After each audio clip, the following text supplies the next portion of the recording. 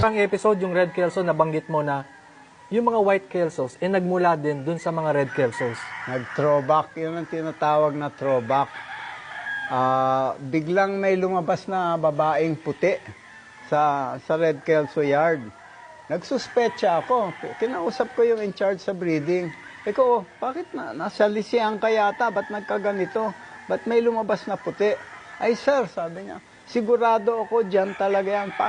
Paano tayo masasalisihan sa sistema natin? May epektibo yung trap nest natin. Wala namang ibang makakapasok na manok. Babae ang lumabas na puti. Sabi ko, tignan ko. Naghinanap ko yung compilation ko ng mga old magazines, na compiled ko lahat yun. Nakita ko, in 1954, may lumabas ang farm manager ni Walter Kelso, si Cecil Davis. May lumabas na puti sa kanilang mga binibreed na manok. At ang daming panalo. Natuwa ako. Sabi ko okay to, gold mine siguro, I hope. So yun na. And then, ang dali naman padamihin dahil dominante yung kulay.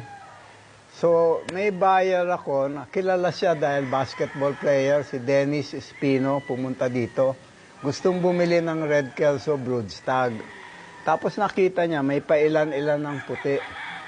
Binida niya yung kanyang puti din na Slim Benoist Kelso.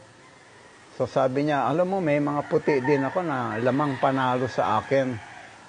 Because, dalawa yung napili niyang Red Kelso, isa lang ang bibili niya. Sabi ko, kunin mo ng pareho yan, isa lang bayaran mo, palitan mo ng puti mo yung isa. Pumayag siya. Tapos after a week, bumalik siya dito, daladala niya yung white Kelso niya na Slim Benoist White Kelso. So yun, nilaro ko doon, ang bilis dumami. Tapos nakita ko magaling nga rin talaga. Nandun din yung cutting, Kelso rin kasi. At yung kay Slim Benoist, balita ako, nakalimutan ko na kung sino nagsabi sa akin, Amerikano, taga-Texas yata, taga-Texas, na yung manok na bloodline na yung galing kay Walter Kelso rin. Ayan na, dumami na ng dumami. At kahit saan i-cross, dominante. Minsan 1/4 na lang yung puti niya, puti pa rin lalabas o sinibalang.